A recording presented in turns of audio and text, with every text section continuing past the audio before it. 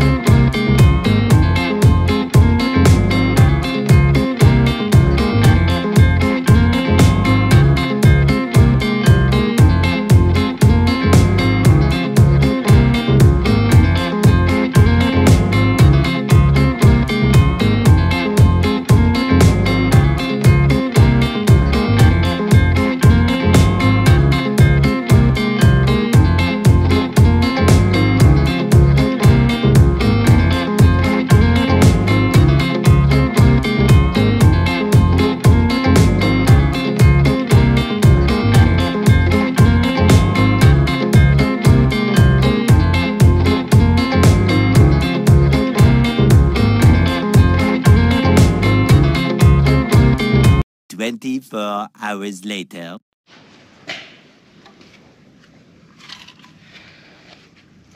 Well, guys, it is the next day.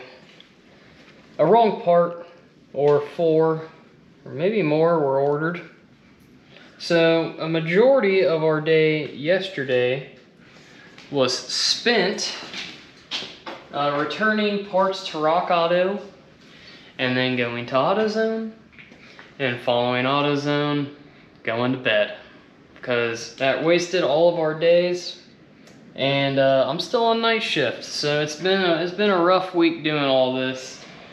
Well, we're back here now. We've got all the right parts. We're doing wheel speed sensors right here. They're freaking gross.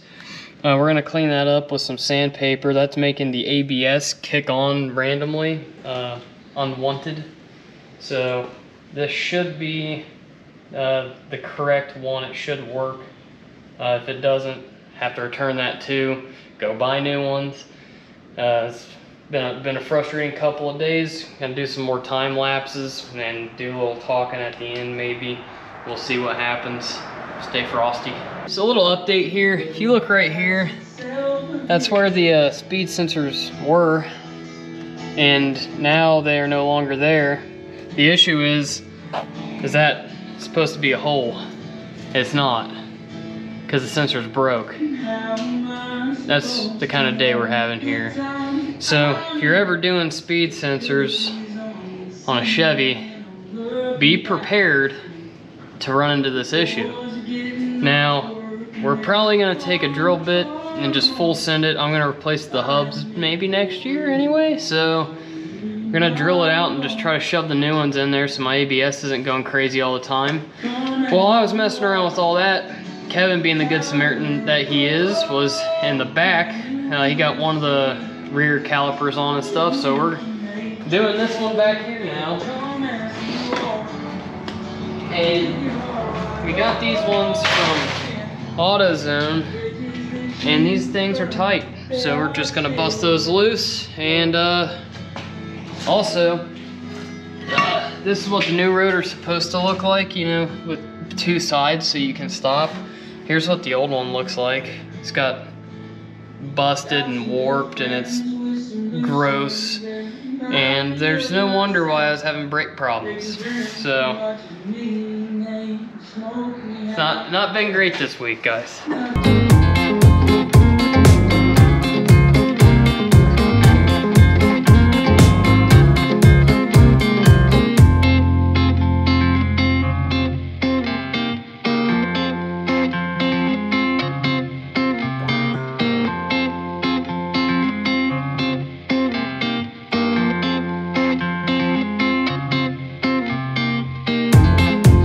Alright guys, so we were having some issues getting those broke parts out for the speed sensors, so we had this idea. Well, Kevin had this idea. This is Kevin, first time on camera. Everybody welcome Kevin.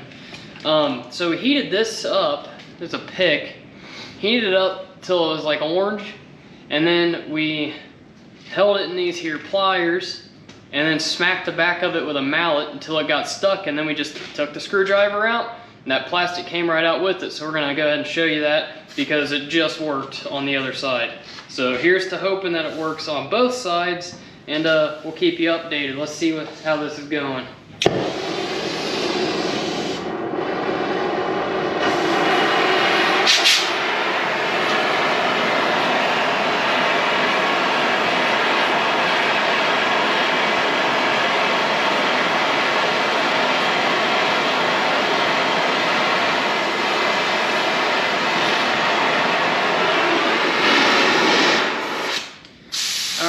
So, pretty hot. Kevin's gonna grab the camera, come over here. Also, just saying everyone, we are trained professionals. Do not try this at home. You need a flashlight? Yeah. No. Whatever.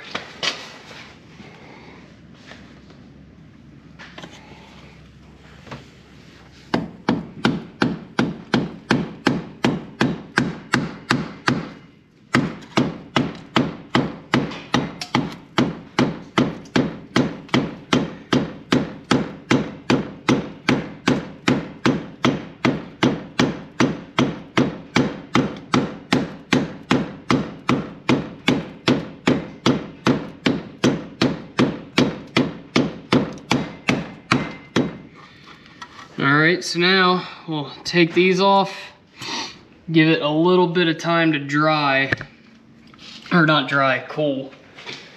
And what we should see here momentarily is that screwdriver coming out with all that plastic from the sensor. Should. It worked on the other side. We did try a couple other things before that, like some other stuff. Yeah, so grab that flashlight real quick while it's drying. They're cooling down a little bit. Yeah, dude, we're busted. Alright, let me grab that. So, you can see it's already like really solidly in there. And it actually looks like the rubber or plastic is not spinning, it's just a screwdriver.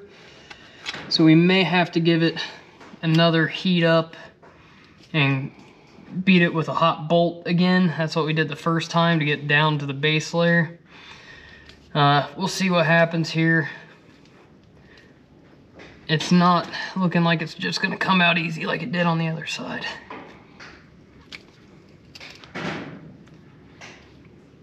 Nope. But you can see we're basically... Where's that screwdriver? Oh, that's on the other side. Grab it. Tell them what you're gonna do, Kevin. Oh, I ain't gonna do nothing.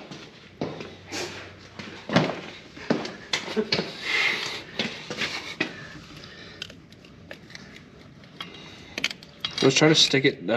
Try to stick that down and twist.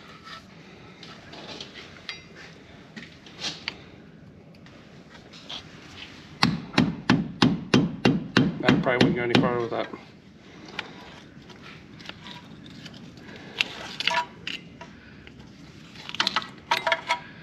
Yeah, pieces of it are coming off now. Yeah, this is the process that you go through working on stuff. Alright, we can try to heat that that thick again. Yeah, I think we're gonna need to. All right, well, we're gonna heat this up, do it again. We'll check in with you here in a minute, let you know if it worked or not.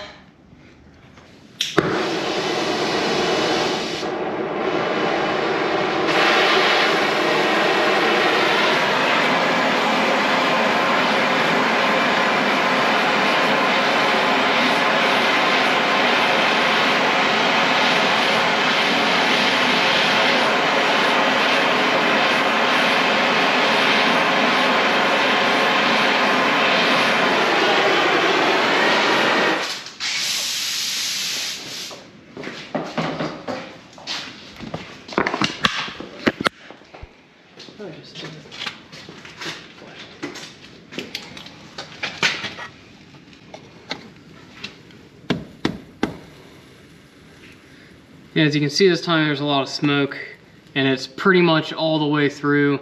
We're just not gonna beat on it anymore. We're just gonna hold it there, wait a little while. This type of plastic, whatever they used, it is very, very, very fast cooling. Like within a minute of this being red hot, it's completely cool. It's pretty crazy stuff, really. Like just holding it on there that long, and it's probably just gonna be fine. Yeah, I mean, look at that.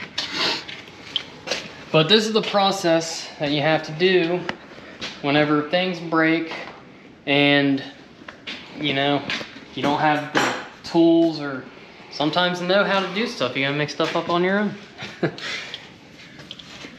It's probably mostly good now. Yep, there it is. The whole thing's spinning now. We'll see if we can get it out. Nah, it broke loose. I felt it.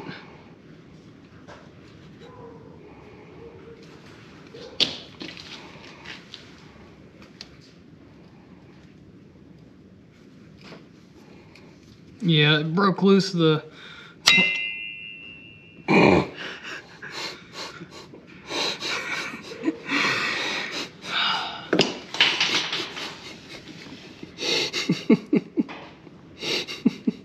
don't even want to talk about it, dude.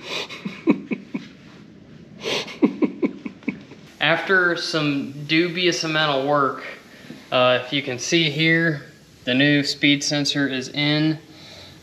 So it took us probably like an hour and a half. We had to clear all that plastic out little by little. And then we managed to remove this little guy right there from it with these. There was a lot of dumb stuff going involved, but that's what happens whenever you're a professional, and you shouldn't try this stuff at home. That's from a professional. So what's going on next? Kevin's gonna tackle one side, I'm gonna tackle the other. We're gonna put these calipers on and make this truck be able to stop again. So I don't even know if we'll do a time lapse. Maybe, we'll see.